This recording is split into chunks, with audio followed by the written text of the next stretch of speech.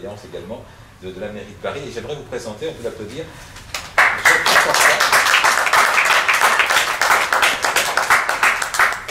Monsieur le maire adjoint du 11e arrondissement, en charge notamment du développement durable, a bien voulu donner tout son appui à Zemos, alors même qu'on venait à peine aussi, nous, d'être mis en ligne, hein, véritablement.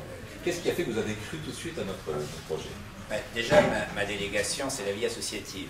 Il y a le développement durable, il y a la vie associative, et puis il y a ce que l'on appelle l'économie sociale, solidaire et circulaire.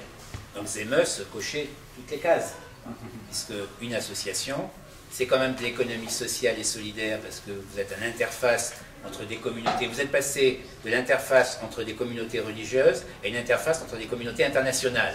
Donc vous êtes vraiment un outil de dialogue. Donc moi je me suis reconnu par rapport au développement de la vie associative, et c'est vrai que là vous êtes ce qu'on appelle une jeune pousse. Peut-être que vous deviendrez une licorne, qui sait, hein, voilà, il faut essayer dans la vie de faire tous les développements.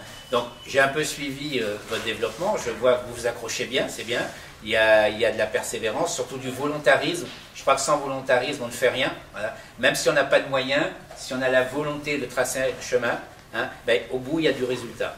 Et donc vous avez mobilisé des partenaires, moi j'essaye modestement de mettre en place un réseau associatif. Les associations peuvent se débrouiller sans moi.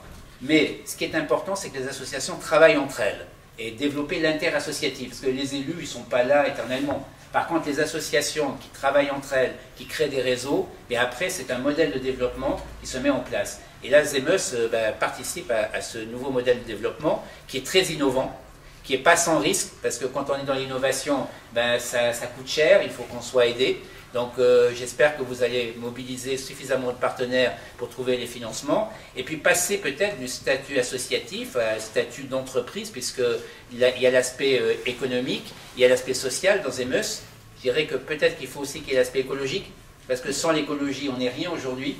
Et Zemos, c'est aussi des communautés, et aujourd'hui le climat, ça réunit les plus jeunes, vous avez vu les dernières manifestations, les jeunes de 15 ans qui nous donnent l'exemple. Et peut-être que si Zemos travaillait aussi cette thématique, peut-être que vous le faites déjà, comment fédérer tous les réseaux qui travaillent sur l'écologie, parce qu'on n'a qu'une seule planète, et on a besoin que tous coopèrent pour essayer de la défendre. Et bien donc je souhaite longue vie à Zemos, et bon anniversaire.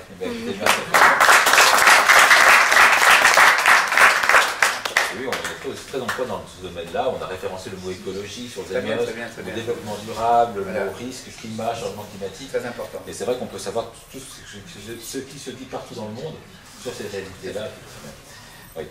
Alors, j'aimerais aussi, puisque vous avez parlé effectivement du passage de l'interreligieux à l'international,